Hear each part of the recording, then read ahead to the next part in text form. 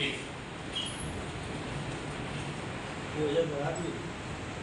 ये जो है कंटिन्यूअस रिवीजन चलता रहता है ना, जो नया बढ़ाया नहीं है वही है जो पिछले 447 ये डॉक्यूमेंट मेरे पास है जो आपको दिया था, मेरे मोबाइल में मैंने खोल रखा है। इसकी हेडिंग भी जो है लिखा है वो आपकी 7 तारीख को जो मीटिंग की हुई उस दिन बना, जिस दिन नामांकन एक दिन पहले 6 तारीख 14 तारीख को हमारी मतदाता सूची अंतिम हो गई। ठीक है, बीच में जो काउंट आया मतदाता कुल जनपद में 8,55,475 है। 8,55,475 फीमेल वोटर और थर्ड जेंडर के कुल 50 मतदाता है। 50 थर्ड जेंडर के मतदाता। इस प्रकार से कुल हमारे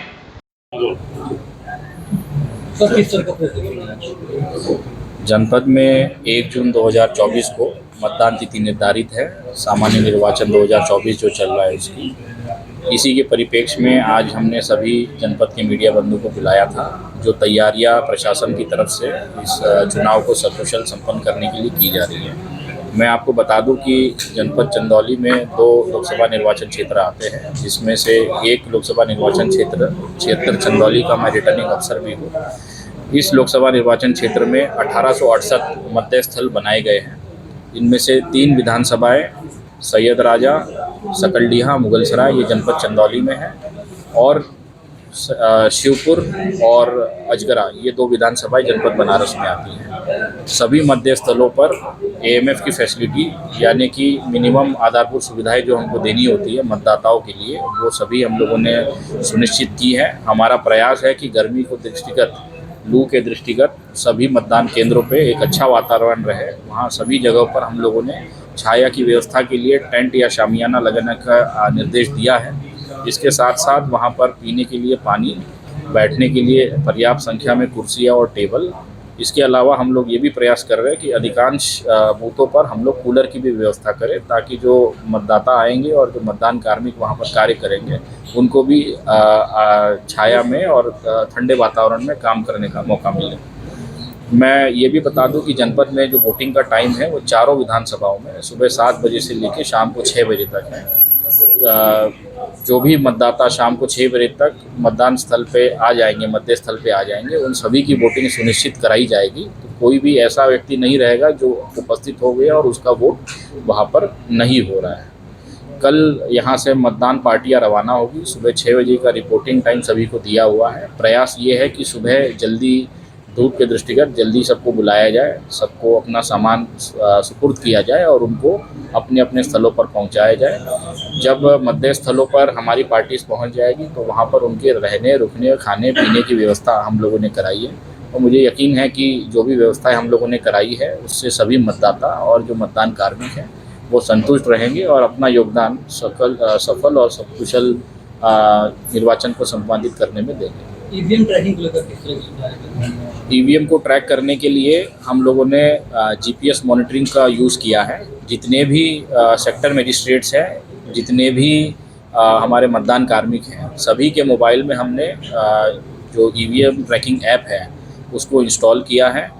यह ऐप के माध्यम से जितने भी कार्मिक जिनको ये ईवीएम सपुर्द की गई है उनको ट्रैक किया जा सकता है कि उनका मूवमेंट किस प्रकार से हो रहा है।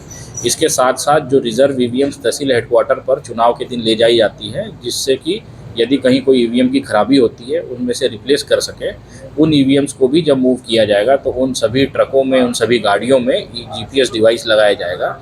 इन सभी जो गाड़ियां हैं और इन सभी कार्मिकों की जो ट्रैकिंग है वो यहाँ जनपद के कलेक्ट्रेट में स्थापित कंट्रोल रूम में ईवीएम ट्रैकिंग सेल बनाया गया है। उसके माध्यम से हम लोग लगातार कर रहे हैं, और इसके पीछे मंशा यही है कि किसी प्रकार का कोई भी संदेह जो है वो किसी के मन में ना रहे और ट्रांसपेरेंसी के साथ ईवीएम का मूवमेंट हम लोग कर सकें।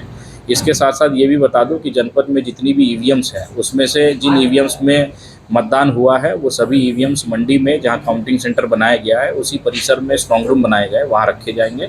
शेष जितनी ईवीएम है जो अप्रयुक्त है, जो खराब हो गई थी और मतदान नहीं हुआ था, और रिजर्व ईवीएम्स है, उन सभी को कलेक्ट्रेट में एक नया स्ट्रॉन्ग रूम बना है उसमें अलग से रखा जाएगा, ताकि किसी प्रकार का अगेन कोई कन्फ्यूजन किसी भी पॉलिटिकल पार्टी को, किसी भी कैंडिडेट को या किसी भी आमजन को ना हो। सर, जौनपुर में जो मामला हुआ ईवीएम लेके, उसको देखते हुए यहाँ क्या कह रहे हैं? जैसे मैंने बताया कि हम लोगों ने ईवीएम को दो अलग अलग श्रेणी में बांटा हुआ है और आयोग के निर्देश भी इसी प्रकार से है कि जो पोल्ड ईवीएम्स है, जिन मतपेटियों में मतदान को कैप्चर किया गया है, उन सभी ईवीएम्स को स्ट्रांग रूम में लाया जाए। शेष जितनी ईवीएम है उनको उस परिसर से एकदम दूर रखा जाए। इसीलिए कलेक्ट्रेट में जो नया भारत निर्वाचन आयोग के द्वारा ही फंडेड एक वेयर हाउस बना है, उसके अंदर हम लोगों ने ईवीएम्स को रखने की व्यवस्था की है। यहाँ पर हमने जो पॉलिटिकल पार्टीज़ है उनको भी इंटीमेट किया है कि वो भी अपने एजेंट्स यहाँ लगाएं। सीसीटीवी कैमरा की व्यवस्था ऑलरेडी कर दी गई है, पुलिस की गार्ड भी यहाँ लग चुकी है और पूरा प्रयास है कि किसी प्रकार से, जैसे मैंने कहा, कि कोई भी संशय किसी के मन में ना रहे। जो भी ईवीएम्स ट्रांसपोर्ट होगी वो लगातार ईवीएम ट्रैकिंग ऐप के माध्यम से वॉच होगी। साथ ही साथ हम लोगों ने जिम्मेदार अधिकारियों को, मिनिमम तहसीलदार लेवल अधिकारी जो है वो इन ईवीएम्स को मूव कराएगी अपने साथ। तो वो जब मूव करेंगे तो उनकी भी ट्रैकिंग हम लोग करते रहेंगे। जितने सेक्टर मजिस्ट्रेट हैं, जब वो अपने आवंटित क्षेत्रों से वापस मतदान करा के लौटेंगे तो मंडी जाने से पहले वो यहाँ आएंगे कलेक्ट्रेट में अपनी सभी मतपेटियाँ जो स्पेयर वाली है जमा कराएंगे और तत्पश्चात वो वापस मंडी जाएंगे, जहाँ अपनी पोलिंग पार्टी जो उनको आवंटित है उनकी पेटियाँ और उनके प्रपत्र जमा कराएंगे और फिर स्ट्रांग रूम सील कराएंगे। नक्सल क्षेत्र भी है, वहाँ वोटिंग